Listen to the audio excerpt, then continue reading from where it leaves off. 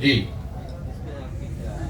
नहीं, जंगल राज की चर्चा इसलिए की कि चलते हुए मैं रामनगर में एक हमसे नाई समाज का एक व्यक्ति मिला, तो लोगों ने बताया कि भैया इनकी राजनीतिक सूझ बहुत अच्छी है, इनसे जरा पूछिए कि बिहार में क्या दशा है। तो मैंने उससे पूछा कि ये बताइए कि लालू जी और नीतीश जी के राज में क्या फर्क है। तो उसने बहुत अच्छी बात बताई। मैंने जब पदयात्रा शुरू की थी तब, उसके बाद तो लोगों ने और बताया कि भैया लालू जी के राज और नीतीश के राज में फर्क कुछ नहीं है। दोनों के ही राज में जनता का हजामत पूरा पूरा बना है। फर्क बस इतना ही है कि लालू जी के राज में ये हजामत जो है जनता का, वो अपराधी बनाते थे, और नीतीश के राज में ये हजामत अब अधिकारी बना रहे हैं। लालू जी के राज में लूट मार का काम अपराधी कर रहे थे, नीतीश के राज में लूट मार का काम अब अधिकारी कर रहे हैं। लालू जी के राज में जो अपराधी था वो शाम होने के बाद गन लगाकर लूटता था, नीतीश के राज में अफसर दिन में कलम लगाकर लूट रहा है। तो फिर उसने कहा इसीलिए भैया लालू जी का जो राज था, अगर वो अपराधियों का जंगल राज था, तो जो नीतीश का राज है वो अधिकारियों का जंगल राज है। और इस बात को मैंने पिछले 17 महीनों में जहां पर भी मैं गांव में गया हूं बात किया है, ज्यादातर लोग इस बात से सहमत है कि नहीं भैया ये आकलन बिल्कुल ठीक है।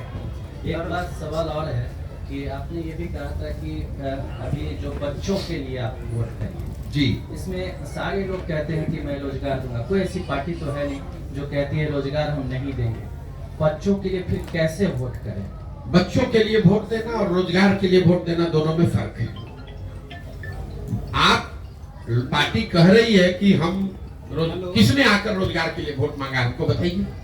लोग तो ये कह रहे हैं कि भैया भारत को मजबूत बनाना है, पाकिस्तान को सबक सिखाना है, इसलिए वोट दीजिए। लोगों ने कहा कि हमने पुलवामा कर दिया इसलिए वोट दीजिए। लोग ये कह रहे हैं कि तुम हमारी जाति के हो, तुमको आरक्षण देंगे इसलिए वोट दीजिए। लोग ये कह रहे हैं कि भाई भारत को मजबूत बनाना है इसलिए वोट दीजिए।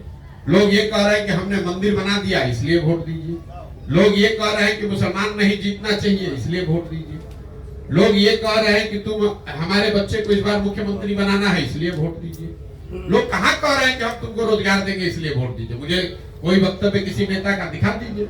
ये तो घोषणा पत्र में एक बात मेंशन किया है। आप मुझे बताइए किसी बिहार के नीतीश कुमार ने, लालू जी ने, नरेंद्र मोदी ने, लोग सैकड़ों भाषण यहाँ उन्होंने दिए हैं, मुझे निकाल कर दिखाइए जहां उन्होंने ये कहा हो कि मैं आपके बच्चों के पढ़ाई के लिए व्यवस्था कर रहा हूं, मैंने 5 वर्ष में किया है इसलिए मुझे वोट दीजिए। ये किसी ने नहीं कहा है, भ्रम मत पालिए। अरे आप सुन तो लीजिए। अगर मैं तो आपको कैमरे पे दावा कर रहा हूं, मोदी जी का भाषण आप मुझे सुना दीजिए जिसमें मोदी जी ने ये कहा है कि पिछले 5 वर्ष में हमने आपकी शिक्षा व्यवस्था, आपके बच्चों के पढ़ने की व्यवस्था कर दी इसलिए मुझे वोट दीजिए। मोदी जी ये कह रहे हैं कि हमने आपके 5 किलो राशन की व्यवस्था की है इसलिए वोट दीजिए। मैं कह रहा हूं कि 5 किलो राशन से आपका पेट भरेगा, आपके बच्चों का भविष्य नहीं सुधरेगा। दोनों में फर्क करना समझिए। सर लोग आप पर क्यों भरोसा करें? पहले भी नेताओं से लोग ठगे जा चुके हैं। बिल्कुल सही बात है। और आप खगड़िया में मैं अभी आया हूँ इसलिए आपको दोष नहीं दूंगा, लेकिन अगर आपने मेरे वक्तव्यों को सुना होगा तो मैं पहला ही लाइन कहता हूँ कि मुझ पर बिल्कुल भरोसा मत करो, मुझे वोट मत दो, मेरा कोई दल नहीं है। लेकिन जिस पर भी तुम्हारा भरोसा है, जिसको भी वोट देते हो, उसको मुफ्त में वोट मत दो। मैं ये भी कहता हूँ कि अगर आप अपने जात वाले को गेहूं चावल बेचते हैं तो उससे पैसा लेते हैं कि नहीं लेते हैं? दूध कपड़ा सब्जी बेचते हैं उससे पैसा लेते हैं कि नहीं लेते हैं? तो फिर अगर अपने जात वाले को भी दे रहे हो तो वोट मुफ्त में क्यों दे रहे हो?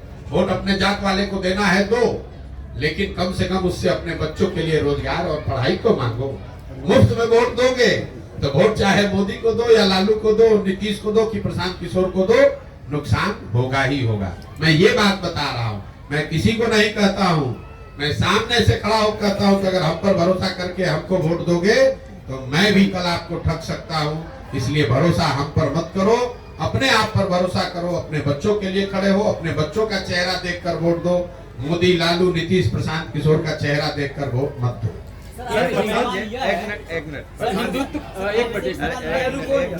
प्रशांत जी, हमको ये बता, अभी जिस तरह से कांग्रेस के नेताओं को हैदराबाद शिफ्ट किया गया, क्या नीतीश जी के लिए मुश्किल बढ़ेगी?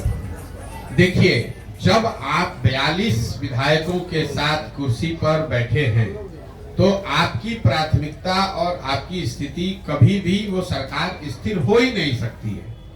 नीतीश कुमार जब 42 विधायक उनके जीते तो मैं आपको कैमरे पे कह रहा हूँ 2020 में, तब मैं बंगाल में था, मेरी उनसे 2 बार बात हुई। मैंने उनको सुझाव भी दिया कि सर आप मुख्यमंत्री मत बनिए, 42 जब जनता ने आपको नहीं वोट दिया आप क्यों मुख्यमंत्री बन रहे हैं। और 5 बजे शाम तक ये कहते रहे नहीं नहीं बिल्कुल आप सही सलाह दे रहे हैं, मुझे मुख्यमंत्री नहीं बनना है। 6 बजते बजते फिर पलट के भाजपा के साथ बना लिए। फिर उनको लगा कि भाजपा वाले, उन्होंने क्या कहा कि भाजपा वाले मेरा दल तोड़ रहे हैं इसलिए मैं भाजपा छोड़कर महागठबंधन में जा रहा हूँ। वहां गए 1 साल में फिर वहां अकुलाहट होने लगी। अब कह रहे भैया महागठबंधन वाले आरजेडी वाले ठीक से काम नहीं करने दे रहे, इसलिए फिर वापस भाजपा में गए हैं। अब कोई उनसे ये पूछने वाला नहीं है कि अगर भाजपा वाले आपका दल तोड़ रहे थे साल भर पहले तो फिर उसी दल के साथ काहे गए हो। तो ये तो स्वाभाविक है, जब आपकी स्थिति कमजोर रहेगी तो आप सरकार चलाने से ज्यादा आपकी तो प्राथमिकता बस इतनी है कि आप कुर्सी पर बैठे रहे, चाहे कांग्रेस के साथ रहिए, भाजपा के साथ रहिए, आरजेडी के साथ रहिए। और ये बिहार का दुर्भाग्य है कि जब हम लोग को अपने रोजगार, पढ़ाई, पलायन पर चर्चा होनी चाहिए तो दिन रात यही चर्चा हो रही है कि कांग्रेस का आदमी कहाँ भागा, नीतीश कहाँ भागे, लालू कहाँ गए। अरे भैया कोई आ जाए, 35 वर्ष से इन चारों पार्टियों ने राज यहाँ किया है कि नहीं किया। यूपीए की सरकार रही है ना दिल्ली में, 10 वर्ष कांग्रेस वाले भी शासन में रहे हैं और 10 वर्ष से अभी मोदी जी भी शासन में हैं। आप जरा मुझे बताइए, बिहार से पलायन रुक गया, खगड़िया के में बच्चों की परिवारों की स्थिति सुधर गई। पहले 40 वर्ष कांग्रेस का शासन था, 15 वर्ष लालू जी थे, अभी 18 वर्ष से नीतीश कुमार है। बिहार 1990 में जब लालू जी मुख्यमंत्री बने तो देश का सबसे गरीब और पिछड़ा राज्य था। 2005 में जब लालू जी हटे, नीतीश कुमार मुख्यमंत्री बने तो भी देश का सबसे गरीब और पिछड़ा राज्य बिहार था। और आज 2023-24 में भी देश का सबसे गरीब और पिछड़ा राज्य बिहार ही है। हम लोग 28वें पर जो 1990 से पहले आए हैं, आज तक 28वें नंबर पर ही है, 27 नहीं हुए। सर हम पूछ रहे हैं पद यात्रा का जो है, सुना जाए सर, कहाँ से भी बिहार के युवा को तीनों पद यात्रा का जो आप कार्यक्रम कर रहे हैं, 17 महीना जो चल दिए और फिर आगे तक कार्यक्रम साल भर का है, इसका रिजल्ट क्या निकलने वाला है ये मैं जानना चाहता हूँ। रिजल्ट ये निकलने वाला है कि बिहार की जनता जो इन सारे दलों से त्रस्त है वो मिलकर एक नया दल बनाएगी। और मेरा ऐसा मानना है कि पदयात्रा के प्रभाव से समाज में एक बड़ा वर्ग खड़ा होगा और वो उन लोगों का चुनाव करेगा जिन पर उनका भरोसा होगा, जो उनके बच्चों के लिए, जिनको सुधारने, जिनके पास समाज की नजर में बिहार को सुधारने के लिए, उनके बच्चों के बेहतर भविष्य के लिए न सिर्फ जज्बा और नियत होगी बल्कि उनके पास उसको सुधारने का एक कार्यक्रम भी होगा। आज आप नीतीश कुमार, लालू यादव या अन्य पार्टियों के बारे में आप बोल रहे हैं ये योजना चल रहा है, ये योजना चल रहा है, लेकिन हम ये क्यों नहीं कहेंगे आप हजमौला देने का काम प्रशांत किशोर ही करते थे। अगर आपका सवाल पूछने का लहजा तो बड़ा अजीब सा है, लेकिन अगर आपका ये कहना है कि पहले हमने उनकी मदद की है तो आज उनका विरोध क्यों कर रहे हैं, ये जायज सवाल है। लोग सवाल आप, मैंने 2014-15 में नीतीश कुमार की मदद की थी, लेकिन 2014-15 के नीतीश कुमार में और आज के नीतीश कुमार में जमीन आसमान का फर्क है। मान्यवर, 2014-15 में जिस नीतीश कुमार की मैंने मदद की थी, ये वो नीतीश कुमार थे जिनके बारे में बिहार में एक बड़ा वर्ग मानता था कि ये आदमी बिहार को सुधारने की दिशा में काम कर रहा है, सुशासन बाबू उनको कहा जाता था। आज जिस नीतीश कुमार का मैं विरोध कर रहा हूँ, पूरे बिहार की जनता मान रही है कि इस आदमी को प्रशासन सुशासन से कोई मतलब नहीं है, अपने कुर्सी से मतलब है और इनका राज सुशासन का राज, सुशासन न होकर अपराधियों का जंगल राज है। 2014-15 में जिस नीतीश कुमार की मैंने मदद की थी वो नीतीश कुमार थे जिनका दल लोकसभा 2014 के चुनाव में नीतीश कुमार नहीं हारे थे, उनका दल हारा था। उनके पास 117 विधायक थे, लेकिन नीतीश कुमार ने राजनीतिक मोरालिटी के नाम पर पद से इस्तीफा दे दिया। आज जिस नीतीश कुमार का विरोध कर रहा हूं वो नीतीश कुमार है जो चुनाव हार गए हैं। 42 विधायक लेकर जुगाड़ लगाकर, कभी भाजपा का हाथ पकड़कर, कभी लालटेन पकड़कर कुर्सी पर चिपके हुए। और सबसे बड़ के बाद जिस नीतीश कुमार की 14-15 में मैंने मदद की थी, मैं वो नीतीश कुमार को जानता था जो गैसल पश्चिम बंगाल में जब रेल दुर्घटना हुई जिसमें करीब करीब 300 लोगों की मृत्यु हुई थी, उस रेल दुर्घटना के बाद नीतीश कुमार ने पद से, रेल मंत्री पद से इस्तीफा दे दिया। जब उन्होंने इस्तीफा दिया, वाजपेयी जी ने इस्तीफा को स्वीकार नहीं किया, तो नीतीश बाबू ने बयान दिया था कि जब हमारे कुर्सी पर रहते हुए 300 लोगों की मृत्यु हो गई तो मैं इस कुर्सी पर कैसे बैठूंगा। मैंने उस नीतीश कुमार का मदद किया था। जिस नीतीश कुमार का विरोध कर रहा हूं, ये वो नीतीश कुमार है कि कोरोना काल में हजारों बिहार के बच्चे, उनकी बलि चढ़ गई, उनकी दुखद मृत्यु हो गई, लाखों बच्चे मारे मारे फिर रहे थे। कोरोना पूरे देश पर संकट था, लेकिन जितना बड़ा संकट बिहार के लोगों को, बिहार के बच्चों को झेलना पड़ा, उतना बड़ा संकट किसी पे नहीं आया। और उस दौर में नीतीश कुमार 1 महीने तक अपने घर से बाहर नहीं निकले। इसलिए उस नीतीश कुमार का विरोध कर रहा हूँ। और सबसे बड़ी बात जो आप अंत में समझ लीजिए, जिस लोकतंत्र में हम लोग रहते हैं, लोकतंत्र में 5 वर्ष में चुनाव होता है। क्यों? ये इसलिए होता है कि लोकतंत्र और संविधान आपको ये बताता है कि जिस दल और नेता, विचारधारा जिस पर भी आपका भरोसा है, आप उसके साथ खड़े होइए, उसकी मदद कीजिए, उसको वोट दीजिए। लेकिन वो वोट, वो भरोसा 5 वर्ष के लिए है, जिंदगी भर की बंधुआ मजदूरी नहीं है। अगर आपके दिमाग से मैं चलूं, तब तो एक बार आपने वोट दे दिया तो जीवन भर के लिए वही आदमी रहिए, चुनाव कराने की जरूरत क्या है। महोदय, आप तो लोकतंत्र ही खत्म कर देंगे। एक बार आप दे दिए वोट मोदी जी को, तो फिर चुनाव का, फिर वोट बदलने का अपने अधिकार ही खो दिया आपके हिसाब से। तब तो एक बार मोदी जी बन गए प्रधानमंत्री, अब काहे के लिए वोट देने जाते हैं। और अगर मोदी जी ने काम नहीं किया, आपने वोट दूसरे को दिया, तो इसका मतलब क्या आप धोखा कर रहे हैं? आप धोखा नहीं कर रहे हैं। ये नागरिक होने के नाते आपका कर्तव्य है। इसी से लोकतंत्र चलता है। जब कोई अच्छा कर रहा है या आपका उस पर भरोसा है, तो आप उसके साथ खड़े होइए। जब वो अच्छा नहीं कर रहा है, तो जितनी ताकत से उसकी मदद की है, उतनी ही ताकत से उसको धक्का देकर बाहर भी हटाना, ये नागरिक की जिम्मेवारी है। हिंदुत्व के नाम पर, एक मिनट, हिंदुत्व के नाम पर वोट देने वाले जनता को आप कैसे काउंटर करेंगे जो विकास के मुद्दे को प्राथमिकता नहीं देती? मेरे भाई, ऐसा है, ये आपका भ्रम है कि हिंदुत्व के नाम पर या जाति के नाम पर ही वोट पड़ता है। मैंने शुरू में ही कहा, वोट 4 महत्वपूर्ण बिंदुओं पड़ते हैं, उसमें एक हिंदुत्व भी फैक्टर है। पूरे देश में 80% हिंदू रहते हैं। पिछले बार जब लोकसभा का चुनाव हुआ, भाजपा को इतनी बड़ी जीत मिली, तो भाजपा को कुल 38% वोट मिला है। 80% हिंदुओं के देश में अगर भाजपा को 38% वोट मिला है, इसका मतलब है कि आधे से ज्यादा हिंदुओं ने भाजपा को वोट नहीं दिया। तो काहे आप बेकार घबराए जा रहे हैं? आप कह रहे कैसे काउंटर करेंगे? हम काउंटर ऐसे करेंगे कि जो हिंदू भाजपा को वोट नहीं कर रहा है, उसको कहेंगे कि तुम आओ और इस नए विकल्प में जुड़ो। और उसके साथ साथ जो हिंदू भाजपा को वोट दे रहे हैं, उनको भी कह रहे हैं कि तुम हिंदू होने के नाम पर कितना दिन वोट देते रहोगे, अपने बच्चों के लिए, रोजगार और पढ़ाई के लिए वोट करो। प्रशांत जी की नजर में बिहार में नया विकल्प क्या है? नया विकल्प बिहार के लोगों के द्वारा मिलकर बनाए जाने वाला वो बनाए जाने वाला दल है, जो यहाँ बिहार में सही मायनों में जनता का राज कायम करे और लोगों को ये जो राजनीतिक बंधुआ मजदूरी है, जहां लोग भाजपा के डर से लालू और लालू के डर से भाजपा को वोट देने के लिए बाध्य हैं, इस राजनीतिक गुलामी से, राजनीतिक बंधुआ मजदूरी से बाहर निकालें, ये मेरा रास्ता है। क्या लोकसभा चुनाव से पहले पार्टी का अनाउंस करेंगे प्रशांत किशोर? क्या लोकसभा चुनाव से पहले हमने एक बार जो बात कह दी, उससे हम डिगेंगे नहीं। पदयात्रा जब शुरू हुई, 6 महीना पहले 5 मई 2022 को पटना के प्रेस वार्ता में हमने बताया कि पार्टी पदयात्रा खत्म होने के बाद ही बनेगी और इसका कोई समय निश्चित नहीं है। चाहे हमको 1 बरस लगे या पदयात्रा करने में 4 बरस लगे, पार्टी तब बनेगी जब पदयात्रा पूरा हो जाए। और जब बन जाएगी, उसके बाद जो चुनाव आएगा सामने, वो चाहे वार्ड सदस्य का चुनाव हो, मुखिया का चुनाव हो, लोकसभा हो, विधानसभा है, सब लड़ा जाएगा। लेकिन सिर्फ चुनाव लड़ने के लिए आज हड़बड़ी में पार्टी बना दें, तो फिर हमारी दशा भी वही होगी जो दूसरे लोगों की है। जब चुनाव आया, दल बना लिया, 4 आदमी झंडा लेकर खड़ा हो गया, ये वो प्रयास नहीं है। पूरे बिहार में जब पदयात्रा पूरी हो जाएगी, कम से कम 2/3 बिहार में पूरा हो जाए, उसके बाद सारे लोग जो दल बनाना चाहते हैं वो जुड़ जाएं, वो मिलकर दल बनाएं, तो फिर उनके साथ दल बनाया जाएगा, चुनाव लड़ा जाएगा। हम इसके नेता नहीं हैं, हम इसके कुम्हार हैं।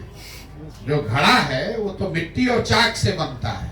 कुम्हार कितना भी होशियार हो, अगर मिट्टी, बढ़िया मिट्टी और चाक ना हो तो घड़ा नहीं बन सकता है। बिहार में हम पदयात्रा के जरिए वो मिट्टी, वो अच्छी मिट्टी और चाक ढूंढ रहे हैं और अपने अनुभव से उस मिट्टी को गूंद कर उस चाक पर थोड़ा सा उसको सहारा देंगे और वो बढ़िया घड़ा बनकर आएगा। आप चिंता मत कीजिए। तेजस्वी यादव बोल रहे हैं कि जदयू 2024 में खत्म हो जाएगी, इसमें आप क्या कहना चाहेंगे? तेजस्वी यादव काहे पाला बदल के गए थे जदयू के साथ? भाई नीतीश कुमार पलटू राम है, ये तो पूरा बिहार का बच्चा बच्चा जानता है। लेकिन अभी जो हुआ उससे ये भी पता चला कि मोदी और अमित शाह भी उतने ही बड़े पलटू राम हैं। अभी तो अमित शाह ने आकर बिहार में आज से कुछ महीने पहले कहा कि भाई बिहार के एक एक आदमी कान खोलकर सुन लो, नीतीश कुमार के लिए भाजपा के दरवाजे हमेशा के लिए बंद हैं। और अभी मजाक क्या हो रहा है कि नीतीश अमित शाह ने दरवाजा तो ठीक बंद किया, खाली उसमें छिटकिनी लगाना भूल गए, फिर पलट के नीतीश के साथ चले गए। तो अगर नीतीश कुमार आरजेडी से पलट कर भाजपा में गए तो भाजपा वाले भी तो पलट कर गए हैं। यही हाल तेजस्वी यादव का है। अभी साल भर पहले नीतीश कुमार को पलटू राम बता रहे थे, जैसे ही नीतीश कुमार ने उप मुख्यमंत्री बनाया तो उनको विकास का मसीहा बताने लगे। जब विपक्ष में थे तो उनको शराब में उनको माफियागिरी दिख रही थी। नीतीश कुमार शराब माफिया के सरदार दिख रहे थे, उनको उप मुख्यमंत्री बना दिया तो बस उनको नीतीश कुमार ने अपना राजनीतिक गुरु दिखने लगा। तो सिर्फ नीतीश कुमार पलटू राम नहीं है, नीतीश कुमार तो पलटू राम के सरदार हैं, लेकिन इसमें सब पलटू राम है। मुझे ये बताइए भाजपा के लोग, सम्राट चौधरी भी आते हैं। भैया भाजपा के सम्राट चौधरी क्या विशाख है समाज? भाई आप मैं अमित शाह की बात कर रहा हूँ। तब भाई नीतीश जी ने, मैं आपको एक और बात बताऊं, नीतीश जी ने विधानसभा में एक बड़ा वल्गर स्टेटमेंट दिया था महिलाओं को लेकर। प्रधानमंत्री मध्य प्रदेश में प्रचार कर रहे थे तो उन्होंने मध्य प्रदेश में महिलाओं को कहा कि जिस दल के लोग इस तरह की महिलाओं के बारे में टिप्पणी करते हैं उनको सजा मिलनी चाहिए कि नहीं मिलनी चाहिए। वही मोदी जी सजा के तौर पर नीतीश कुमार को बिहार की महिलाओं का मुख्यमंत्री बना दिए। देखिए ऐसा है, ये बिहार का दुर्भाग्य है। लालू नीतीश ने जो किया वो तो किया ही पिछले 30-35 वर्ष में, लेकिन कांग्रेस और भाजपा यहाँ इतनी बड़ी दोषी पार्टी है बिहार की बर्बादी के लिए। पहले 15 साल लालू जी को बिहार की जनता ने नहीं जिताया था। बिहार की जनता ने लालू जी को सिर्फ अकेले अपने दम पर एक बार जिताया है। बाकी सारे समय 20-25 सांसदों के लालच में कांग्रेस ने लालू जी को बिहार में जो जंगल राज चलाया उसके लिए कांग्रेस भी उतनी ही जिम्मेवार है। तो जो काम कांग्रेस ने लालू जी के साथ किया वही काम भाजपा आज नीतीश के साथ कर रही है। नीतीश कुमार को यहाँ कुर्सी पे बैठाए रखो, बिहार की जनता चाहे जितना दिक्कत में पड़े अपना 30-35 सांसद यहाँ से जीत कर जाए और हम लोग दिल्ली में राज करते रहे। बिहार से 30-35 सांसद सबको चाहिए, लेकिन बिहारी कह के गाली भी सबको देना है। बिहार से वोट सबको चाहिए, लेकिन बिहार के बच्चों की चिंता किसी को नहीं करनी है। दिल्ली में बैठकर कोई कहे कि भाई बिहार का आदमी पलायन क्यों कर रहा है, तो वहाँ बिहारियों का मजाक उड़ाइए, कहिए ये सब तो जाति में बटा हुआ है, ये सब तो बड़ा अनपढ़ अशिक्षित है। बताइए राहुल गांधी यहाँ यात्रा करने आए हैं। अभी 1 महीना पहले जुमा अभी जिस आदमी को मुख्यमंत्री बने 2 हफ्ते नहीं हुआ, उस आदमी की इतनी कुवत है। कांग्रेस का जो मुख्यमंत्री अभी बना है तेलंगाना में, कहता है कि बिहारियों का डीएनए है मजदूरी करने का, उसका इतना कुवत है। और वही राहुल गांधी आकर बिहार में वोट मांग रहे हैं। अगर हम लोग की कुवत मजदूरी करने की है तो हम लोग से वोट मांगने क्यों आ रहे हो भाई? तेलंगाना के वोट से ही बन जाओ देश के राजा। अगर मोदी जी को लगता है कि बिहार पिछड़ा है तो आप मुझे बताइए, वहां इन्वेस्टमेंट समिट होता है, लाखों करोड़ रुपए का इन्वेस्टमेंट होता है। आप पत्रकारिता करते हैं, 10 वर्ष से मोदी जी प्रधानमंत्री हैं, एक दिन बिहार की भी आ जाते। चलिए लाख करोड़ नहीं 2-4 हजार करोड़ का ही एगो फैक्ट्री बिहार में ही लगा देते। एक मोदी जी के लिए लोग कहता है भाई 16 घंटा काम करते हैं, तो एक 16 घंटा बिहार के लोगों के लिए भी निकालते कि भाई बैठो देखो कि बिहार की चीनी मिल कैसे चालू होगी। आपको क्या लगता है कि अगर मोदी जी आज किसी उद्योगपति को कह दें कि बिहार में चीनी मिल चालू करना है तो किस उद्योगपति का हिम्मत है कह देगा कि नहीं करेंगे? और जिस गुजरात से 26 MP जीत कर गया, वहां हर 10वें दिन मोदी जी इन्वेस्टमेंट करा रहे हैं, वहां हर 15 दिन जाकर वहां बैठक कर रहे हैं, गुजरात की विकास की चिंता कर रहे हैं, 1 लाख करोड़ का बुलेट ट्रेन बना रहे हैं। और आपका ये खगड़िया कुशेश्वर स्थान का पैसेंजर ट्रेन अभी 40 वर्ष से अदर में अटका हुआ है, किसी ने उसकी बात की? हम लोग 39 MP जिता कर भेजे। तो जब आपको हमको अपने चिंता नहीं है तो मोदी जी और राहुल जी काहे आपका हमारा चिंता करेंगे? लालू नीतीश तो लूटिए रहे, उसको तो बर्बाद किया ही, लेकिन वो गलती बिहार की जनता का शोषण इसलिए कर पा रहे हैं कि भाजपा और कांग्रेस इन लोगों की मदद कर रहे हैं। सर एक सवाल मेरा, चौधरी एक किया गया, इसमें आप क्या कहेंगे? सर पटना में जिस तरह 7 लोग पिटा गया। मेरे भाई नीतीश कुमार जब से मुख्यमंत्री हैं पिछले 4-5 वर्षों में लाठीचार्ज करना, आप ये बताइए किस पर लाठीचार्ज नहीं हुआ है? आंगनवाड़ी वर्कर पर नहीं हुआ, कि शिक्षकों पर नहीं हुआ, कि मुखिया सरपंच पर नहीं हुआ? जो जाएगा उनसे मिलने अपना ग्रीवांस लेके उस पर लाठीचार्ज कराएंगे। पत्रकार पूछेंगे लाठीचार्ज हुआ तो आए, ऐसा हुआ है? अच्छा रुको तो अभी पता करते हैं। सर पत्रकार के ऊपर भी लाठीचार्ज हुआ है। सर एक सवाल, पत्रकारों के समस्या पर भी आप बोले, सब समस्या आप बोले, पत्रकार समस्या पर कोई नहीं उठा रहा। पत्रकारों की दशा ये है कि आप पूरे समाज की समस्या लिख सकते हैं, बोल सकते हैं, अपनी समस्या नहीं बोल सकते हैं। तो आप लोग दधीची के हड्डी की तरह अपना कुर्बानी करते रहे। आप उठाएंगे आवाज, तो उठा ही रहे। बिहार के लिए आवाज उठाए, दलितों के लिए आवाज, और पत्रकारों की समस्या पर कोई नहीं आवाज उठा। हर जगह पत्रकारों की समस्या पर आवाज उठा रहे। जिस तरह सर एक सवाल मेरा है कि ये जो पद यात्रा प्रशांत किशोर की है, जो बिहार के लिए हर जिलों, हर गांव, हर कस्बों में जाने की जो चर्चा चल रही है, चर्चा चल नहीं रही है, चल ही रही है, यात्रा चल रही 17 महीने से। दूसरा बात यह है कि ये जो पद यात्रा का जो नया विकल्प बनेगा, चाहे लालू की सरकार हो या नीतीश की सरकार हो, जो विफलता का कारण दिख रहा है, और ये चीज आप खुल के भी बोल रहे हैं, तो इनका क्या विकल्प प्रशांत किशोर होगा या इनका विकल्प जनता का राज होगा, जिसका नाम है जन सुराग। और वो विकल्प लालू नीतीश का नहीं है, वो विकल्प होगा बिहार की गरीबी का। हम लालू नीतीश को यहाँ हटाने नहीं आए हैं, हम यहाँ गरीबी को हटाने आए हैं। हमारी लड़ाई लालू नीतीश मोदी और राहुल गांधी से नहीं है, हमारी लड़ाई यहाँ की गरीबी और पिछड़ापन से। इनका कोई चेहरा साफ हुआ है? इनका कोई चेहरा निकला है क्या विकल्प? भैया ऐसा है कि दही आप जमाते हैं ना, दही में मक्खन है, आपको दिखता नहीं है, लेकिन जब उसी दही को आप मथते हैं तो उसमें बढ़िया सुंदर सफेद मक्खन निकल के आ जाता है। हमको पूरा समाज को मत लेने दीजिए, बिहार को अपने आप आपको मक्खन भी दिखेगा, और इसी समाज से वो निकला हुआ होगा, जो समाज की मदद से मक्खन निकलेगा, वही यहाँ की व्यवस्था करता है। अब चलिए पूरा दिन आप